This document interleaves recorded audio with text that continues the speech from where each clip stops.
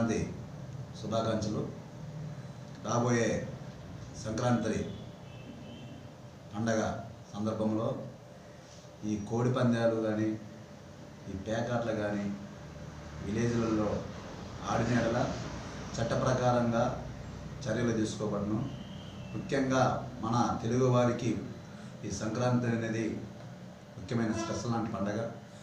కానీ మంచి ఆ 3 రోజులలో వచ్చిన ఎక్కడి నుంచో వచ్చిన బంధువులు కానీ చదువుకునే పిల్లలు కానీ ఆ 3 రోజులలో ఏదన్నా విలేజ్ల్లో క్రీడా పోటీలు కానీ సమ్ కార్యక్రమాలు కానీ ఏర్పాటు చేసుకొని మంచి 3 రోజులు ఎంజాయ్ చేయాలి. కానీ ఇలాంటి కోడి పందాలు ఈ పేకాట్లు కానీ ఆడి ప్లస్ ఏదైనా కానీ ఈ బెట్టింగ్లు కానీ ఆడి నెల ఏదైనా కానీ ఇన్ఫర్మేషన్ వచ్చిన ఎడలా మేమైనా రైడ్ చేసేసి పట్టుకుంటే ఎడలా నాన్ బెయిలబుల్ కేసు నమోదు చేయబడతాయి.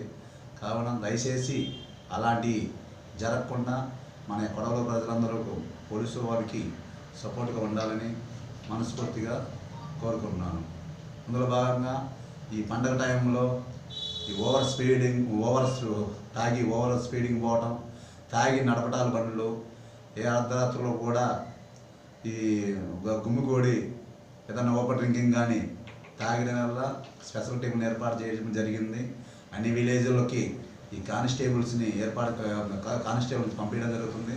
ఈ 3 రోజుల్లో మా కానిస్టేబుల్స్ మీ విలేజ్లలోనే 24 గంటలు తిరుగుతూనే ఉంటారు.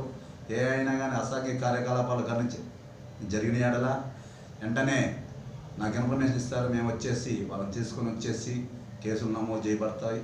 కాబట్టి ప్రతి ఒక్కరూ పండగ సెలబ్రేషన్ బాగా జరుపుకోవాలి. కానీ ఇట్లాంటి ఈ కోడి పందాలు ఈ పేకాటలు ముఖ్యంగా ఆడకుండా ప్లస్ అట్లాంటి ఇవన్నీ అలాంటి వాటికి జోలికి వెళ్లకుండా యూత్కి మరియు పబ్లిక్కి ముఖ్యంగా సహాయం ఇవ్వటం జరుగుతుంది.